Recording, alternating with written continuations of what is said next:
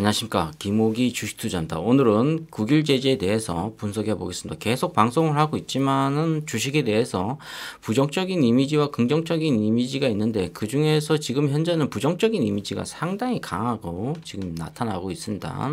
하지만 제가 항상 말씀드리지만 여러분들이 가오가 굉장히 중요해요. 결국은 내가 죽지는 않는다 이런 생각을 가지고, 자, 오늘도 한번 복습하는 그런 단계로 한번 가보겠습니다. 바둑을 가장 잘 두는 사람이 구단이라고 그러잖아요. 프로 구단. 이분들이 뭐 1단하고 별로 실력 차이는 나오지 않아요. 근데 이 기풍에서 굉장히 뭐 여러 가지 차이가 있다고 해요. 근데 우리가 여기서 바둑 구단이 왜 졌는지 어떠한 핵심 포인트를 잡아야 될 것 같아요. 그래서 계속 복기를 하잖아요. 우리도 국일제재에 대해서 계속 복기를 하면서 앞으로 어떻게 전개가 되는지 거기 추후에 이런 결과를 한번 보겠습니다. 자, 2023년 3월 24일 금요일, 오늘 프라이데이예요. 근데 여기서 오늘 뉴스를 봤는데 나름대로 리서치를 좀 제가 분석을 해왔어요. 자, 이 4월 10일까지 의견 거절을 일단 공시에 나왔잖아요.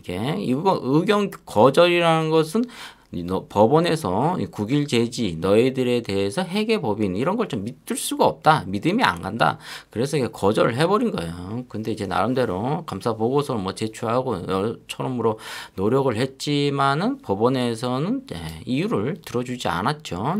자, 이거를 4월 10일까지 이 사유를 빨리 해소할 수 있는 확인서를 제출해야 된다, 여러 가지로. 그래야 법원에서 뭐 여러 가지 또 생각을 하겠죠. 자, 근데 여기서 또 색다른 것들이 또 나왔어요. 2021년 신한투자증권이 주관을 맡아가고 있는데 지금 부채가 한 205억 정도 되나 봐요. 근데 여기서 2019년부터 이후원 전 신한투자증권 대표가 사회이사로 있어요. 지금 국일 제지에 여기서 활동하고 있다는 거죠. 사회이사가 되면 어떻게 됩니까? 돈을 받잖아요. 그 돈을 받는 이분이 이 해상 절차 신청에 동의를 했다. 이게 참 아이러니합니다. 이게 또 뭐 부정적인 거를 알면서 이렇게 했는지, 제가 처음에 국일 제지의 이 여러 가지 안 좋은 거에 대해서 방송을 하면서 항상 말씀드렸지만은, 누군가는 이 조력자가 있다. 혼자 이거를 할 수가 없습니다. 절대. 인간은 어떠한 계획, 이 플랜이 있을 때는 절대 이 혼자 할 수가 없어요. 어떠한 누군가는 뒤에, 특히 금융 쪽에는 조력자가 반드시 있다, 이렇게 말씀드릴 수가 있습니다. 이 이후원 이분이요, 신한투자증권 대표인데 이게 평사원부터 시작해갖고 이 상업고등학교를 졸업했더라고요. 양력을 보니까 굉장히 노력을 많이 하신 분이 어떻게 이렇게 묵인을 했는지 참 의문점이 갑니다. 굉장히 뭐 파헤칠수록 양파 껍질이라고 볼 수가 있어요. 자, 이 국일 제지가 이 국내 증권사 6곳에서 돈을 빌렸고, 저축은행 2곳에서 빌렸고, 뭐 대부업체는 그렇다 치고 요 2개 6개 타고 저축은행하고 한 120억 정도 빌린 걸로 알고 있습니다. 이 주식 담보대출이죠. 요거를 이 허위 공시 의혹을 받고 있다. 이걸 공시를 내야 되는데 지금 이 공시를 내지 않았다, 이렇게 지금 나오고 있죠. 특히 대부업체 이런 것도. 금융투자업계에서는 대규모 유상증자를 계획했다. 여기서 보면 제가 처음에 방송했던 것처럼 이런 방법 말고 유상증자 방법이 있었는데 왜 이걸 선택하지 않았냐. 근데 이쪽에서는 이미 유상증자 선택을 한 것 같아요. 그래서 대규모 유상증자를 하려고 계획을 했었지만은 증빙 서류가 없었다. 왜 증빙 서류가 없냐? 이미 이 대부 업체 이런 데에서 뭐 100억 이상을 빌렸고, 빌리면서 무엇을 담보로 줬습니까? 바로 주식을 담보로 맡겼기 때문에 이런 현상이 일어난 거예요. 이것도 공시에 나오면은 유상증자는 절대 안 되죠. 지금. 그러니까 이미 미리 몇 달 전부터 이미 이런 계획이 있었다, 이렇게 지금 결론이 나오고 있어요. 그러니까 법원에서도 딱 서류를 보고 의견 거절을 해버린 거죠. 그러니까 유상증자는 물 건너간 거예요. 그리고 향후 뭐 회생 절차 진행 과정에서 주인이 변경될 가능성이 크다. 여기서 보면은 이 주인이 변경될 가능성이 있다, 오너가 변경될 가능성이 있다는 것은 지분이 적고 이미지가 추락을 했다, 이렇게 볼 수가 있습니다. 경영제 마인드가 굉장히 중요해요. 2023년부터는. 자, 우리가 또 더하기 빼기 계산기를 좀 한번 해봐야 되는데 굉장히 머리가 좀 복잡한 것 같습니다, 이게. 근데 지금은 얼추 이제 계산이 나오고 있어요. 자, 2023년 이 사단이 언제부터 일어났냐면은 제가 봤을 때는 여기서부터 아마 일어난 것 같아요. 3월 6일, 뭐 7일 요때가 이제 조금씩 조짐이 시작돼서 3월 8일부터 크게 한번 이제 대지진이 나기 시작한 거죠.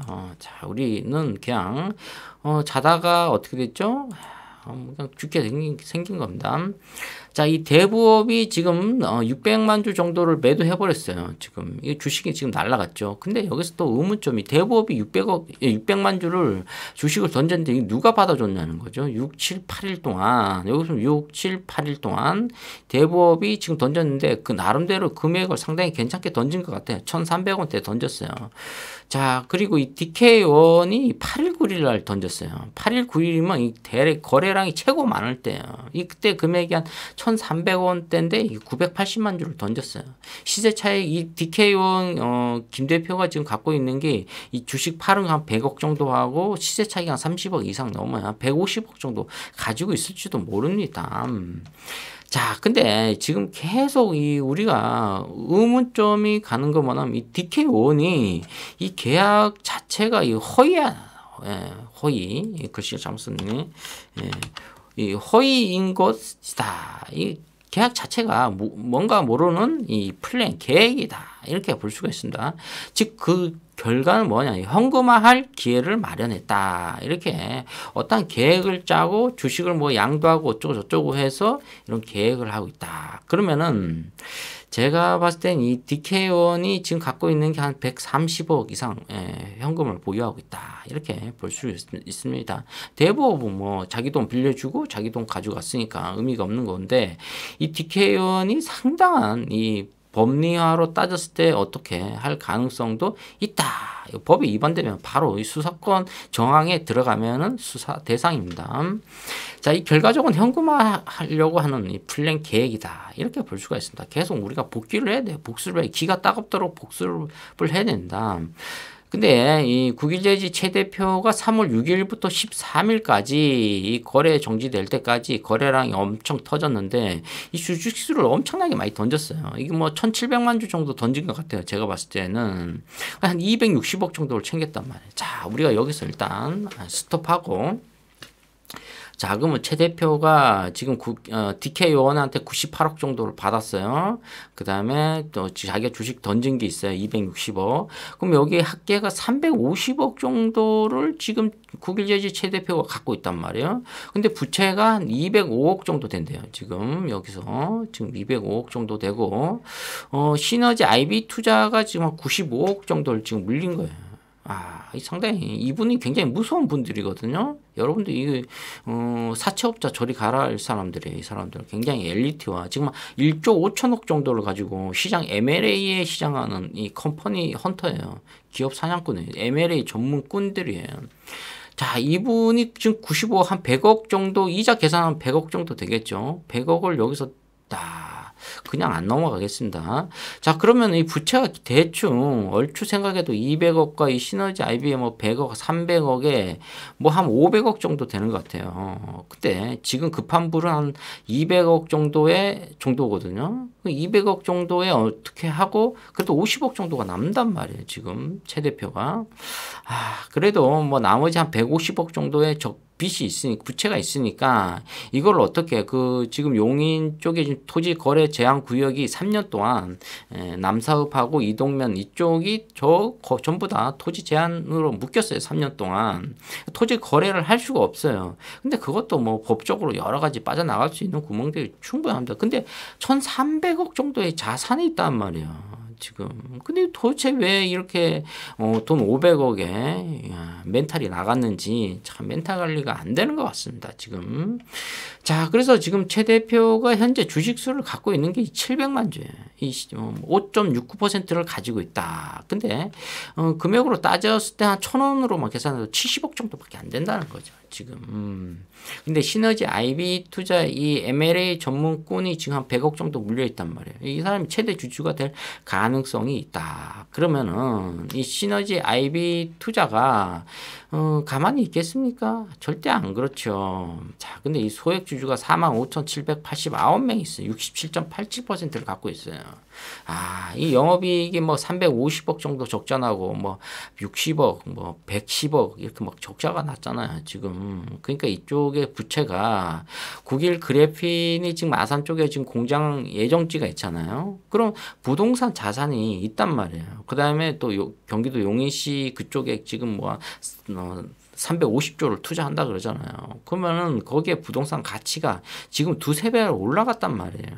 얼마든지 빠져나갈 수 있는 거래를 정상적으로 갈 수 있는 타이밍인데 이 DK1하고 어떠한 이 수작을 부리는 바람에 이게 망가진 거예요. 지금 제가 이 경기도 안성시에 갔다 왔지만은 여기서 문제가 있었다는 거죠. 굉장히 안타까운 현실입니다. 이 DK1하고 이 DK1이 지금 계속 의문점이 뭐냐면은 매출액이 9억 정도밖에 안 된다. 그 다음에 1년에 벌어들이는 순이익이 300만 원이라는 거예요. 그러면은 거기에 또 임대를 하고 있다는 거예요. 150평의 임대가 150만 원 정도 되거든요.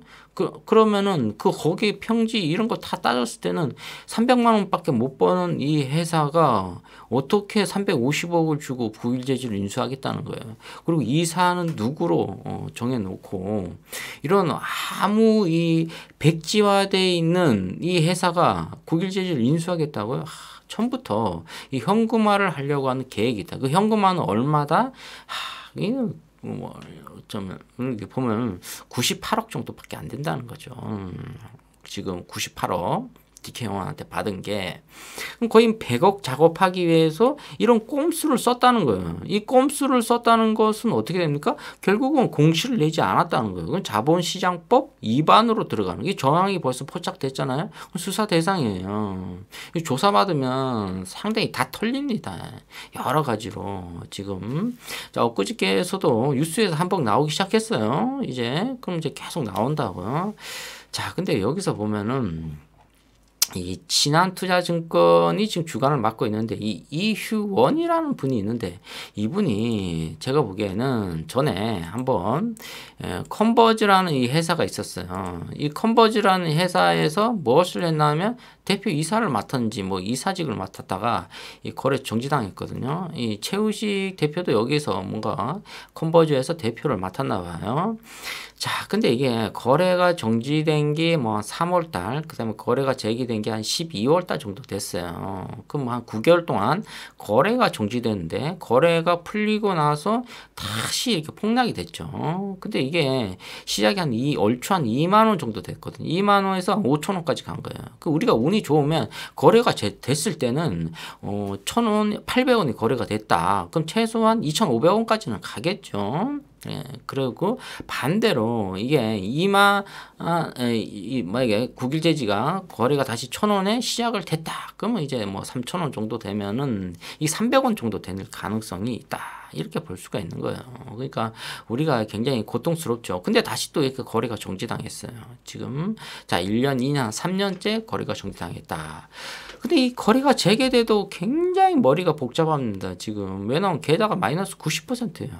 도저히 이 마우스가 이 커팅이 안 나가요. 잘라야 되는데 자를 수가 없다는 거예요. 지금 1억 투자하면 9천 날라가고 뭐 5천 투자하면 4,500 손실이에요. 지금 엄청난 손실이죠. 한 방에 가는 거예요. 주식이. 근데 이게 중요한 것은 포인트는 뭐냐면 최대 주주가 이런 일을 벌렸다는 것 자체가 좀 굉장히 아이러니하다. 이렇게 볼 수가 있습니다. 자, 국일 그래핀이 지금 아산공장 공장 예정지에 거기 있는 부동산 자산가 용인에 지금 굉장한 호재가 나오거든요. 거기에 가보면 이 도로가 하나가 있는데 그쪽이 거의 메인 라인이에요. 거기가 또 그 주거 형태와 여러 가지로 메인 라인인데 이쪽이 거의 이렇게 망가질 수 있다는 게 참 걱정입니다. 그래도 우리는 희망을 잃지 말고 자, 이 국일 그래핀 때문에 주가가 상승을 했었고 뭐 여러 가지 안 좋았지만은 뭐 그래도 주가가 계속 이렇게 하락을 하면서 우리가 여기서 또 살아남을 수 있는 방법을 계속 개선을 해야 됩니다. 자, 이 법원 보니까 오늘 들어가 보니까 뭐 현장 검증 기일, 용시청인구 이동읍이 요즘 계속 나와요. 뉴스예요. 오늘도 뭐 뉴스 한 5번 정도 나왔습니다. 이쪽에 토지 제한 구역 3년 동안 이렇게 나왔죠. 자, 오늘 현장 검증해서 이 결과를 어떻게 봐야 될 것 같습니다. 이 보정서라는 것은 추가로 더 내가 더 내야 된다. 이거 수정을 좀 해야 된다는 거죠. 우리가 또 글을 썼는데 좀 내가 쓴 것보다 더 잘 쓰는 사람이 좀 이렇게 보정해 주는 거죠. 이 법률 용어가 굉장히 어려워요. 일반인들이 보기에는. 자, 그리고 또 이거를 우리가 또 한번 봐야 될 것 같습니다. 자, 이 컴퍼니라고 있는데 이게 지금 IB 투자 증권이죠. 투자죠. 이 시너지 IB 투자인데 이게 M&A 및 바이아웃 투자 상장사 여기서 보면 이게 메자닌이라고 나오죠. 이게 보면은 여기서 보면 메자닌인데 이 메자닌이 어떤 건지 한번 제가 검색을 해봤어요. 자, 메자닌은 건물 1층과 2층 사이에 있는 라운지 공간, 우리가 얘기하는 큰 건물에 가면 커피숍 있잖아요. 그런 거 호텔에 가면 라운지 있죠. 공간이 있는데 이게 이태리어인가 봐요. 이 채권과 주식의 중간 위험 단계에 있는 전환사채 굉장히 많이 듣죠. 전환사채와 신주 인수권부 사채 뭐 BW 뭐 CB 이런 거 있지. 우리가 이 CB는 정확하게 알아야 돼요. 전환사채. 그다음에 뭐 BW도 알아야 되고 투자하는 것을 말한다. 이 주가가 상승장에는 주식을 전환해 자본 이득을 취할 수 있고 하락장에도 채권이기 때문에 원금 보장이 되는 데다 사채 행사 가격 조정, 리픽싱에 따른 이득을 챙길 수 있다. 이게 메자닌 투자는 발행 기업의 채무 불이행, 이 채무 불이행이라고 있는데 돈 못 갚겠다는 뜻이죠. 이게 디폴트라고 있는데 최근에 뉴스에서 한 1년 나왔죠. 미국 여러 가지로 가능성을 점검해 선별 투자하는 게 관건이다. 이게 돈 못 갚는 기업한테 요 회사는 좋다. 요 회사는 뭐가 좋으니까 투자해도 괜찮겠다. 이건 리스트를 1위부터 뭐 100위까지 쫙 짜는 거죠. 국일 제지가 상위권으로 올라갈수록 좋다. 이렇게 말씀드릴 수가 있습니다. 이게 2008년 미국에서 이게 주범이 됐던 건데 서브프라임 모기지죠. 저도 이때 한번 총알 다 날렸습니다. 한 2,500 한 방에 날렸어요. 2008년도에. 그 돈 갖고 전세 얻었어야 되는데 좀 안타깝습니다. 그러니까 2,500만 원이 2008년도면은 거의 뭐 14년 전 얘기인데 그때 당시 2,500만 원이면 엄청나게 좀 크지는 않았지만 그래도 큰 돈이었어요. 저한테는 전 재산을 다 잃었습니다. 이게 한 방에 무너졌어요. 자, 그러니까 여기 뭐 이태리어 맨자닌인데 제가 시너지 IB 투자에서 이쪽이 지금 보면 1조 5천억 정도를 지금 뭐 이상 넘버원 맨 투자 기관이다 이렇게 얘기를 하고 있는 것 같아요. 지금 여기서 보면은 뭐 시너지 파트너스가 모체인가 봅니다. 그리고 또 뭐 여러 가지 뭐 신사업, 신기술 여기서 보면은 이 시너지 IB 투자에서 가장 첫 번째로 잡는 게 이 신기술을 갖고 있는 회사를 잡는 것 같아요. 보이고 그 다음에 뭐 상장사 뭐 이런 투자 이런 거는 뭐 여기서 보면 재무 전략 컨설팅이라고 있는데 이분들이 알아서 할 거고 이 두 번째가 M&A인 것 같아요. 그러니까 기업을 좋은 회사를 인수해서 이거 일비스 있고 그 다음에 뭐 제이 뭐 이런 거 다 지금 여러 가지 상장사 비상장회사 이런 회사를 모두 다 나중에 정상화를 해서 매각할 가능성이 굉장히 좋죠. 자, 이렇게 중간에서 굉장한 관리를 하고 있는 회사들이죠. 이 회사가 지금 국일제지한테 얼마 묻겠다? 굉장히 많이 물렸다고 보시죠. 보면은 95억 정도를 지금 물렸어요, 지금. 근데 지금 최대 주주가 주식을 다 팔아먹고 지금 5.6% 정도 갖고 있대요.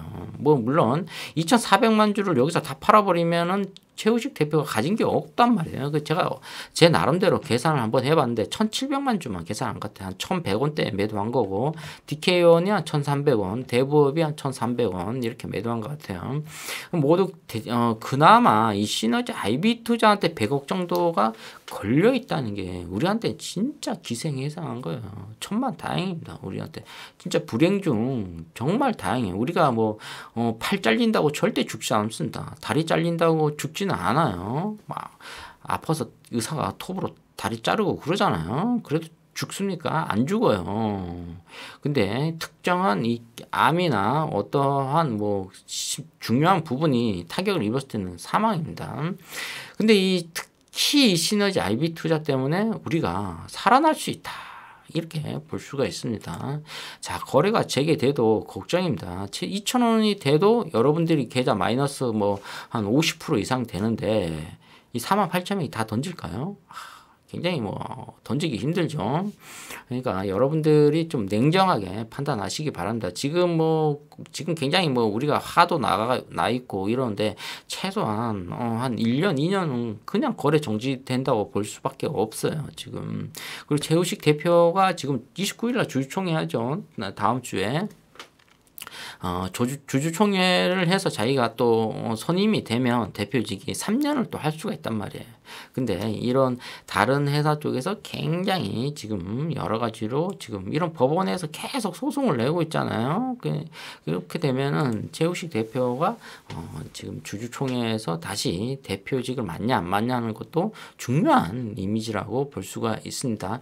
자, 돈을 빌려준 채권자, 돈을 갚아야 되는 최우식 대표 여러 가지 있는데 최우식 대표가 지금 350억 정도 현금을 가지고 있나 봐요. 지금. 그러니까 뭔가 배짱이 있어요. 자, 우리가 거래가 빨리 재개돼서 정상화가 돼서 주가가 어디 와 있어야 되냐면 3,000원 와 있어야 되는데 그래도 2,000원에 거래가 됐으면 좋겠지만은 지금 돈 500억 때문에 이렇게 1,300억 정도의 자산 있는 회사가 무너져서는 좀 안 된다고 볼 수가 있습니다. 자, 그래도 9일 제재 희망을 걸고 자, 주말 잘 보내시기 바랍니다. 아무리 뉴스를 봐도 우리는 지금 할 수 있는 방법은 이제 법원에 계속 제출되는 거는 채권자들이 소송 내는 것밖에 없어요. 그다음에 뭐 공시도 처음에 나오지만 잘 안 나오고 있어요. 지금. 자, 그렇기 때문에 자, 여기서 이제 앞으로 또 법적으로 문제가 생기는 것은 또 수사 대상이 될 수도 있어요. 그리고 우리가 소액 주주 45,000명이 지금 여러 가지로 힘들지만은 그래도 잘 뭉쳐야 돼요. 지금 똘똘 뭉치셔갖고 개별적인 행동은 하실 필요가 없습니다. 지금은 추후를 좀 살펴봐야 돼요. 근데 제가 여기서 하고 싶은 말은 이건 것 같아요. 시너지 IB 투자 이쪽이 굉장히 무서운 분들이에요. 이 M&A 전문 쪽으로 하시는 분들이 상당히 엘리트가 많아요. 여기서는. 그러니까 9일 제지의 조력자가 한두 명이 있다고 한들 이쪽을 이길 수 없습니다. 조직폭력배 100명, 500명 있어도 군인하고 싸우면 누가 이깁니까? 군인이 이겨요. 왜? 조직화되어 있기 때문에. 그렇기 때문에 자, 이성을 잃어버린다고 조직폭력배는. 근데 군인은 이성을 잃습니까? 절대 잃지 않아요. 왜? 다 그 포지션이 있기 때문에. 자, 우리가 카지노에 가면 딜러하고 게임에서 이기니까 못 이기잖아요. 딜러가 컨디션이 안 좋으면 바로 체인지 해버리잖아요. 근데 우리는 체인지를 할 수 있습니까? 저가 체인지를 못 하잖아요. 그러니까 우리가 딜러를 이길 수가 없어요. 카지노 가면 돈 다 잃어요. 자, 오늘은 9일 제재에 대해서 말씀드렸습니다. 좋아요, 구독 팍팍 찍어주시면 감사하겠습니다. 감사합니다.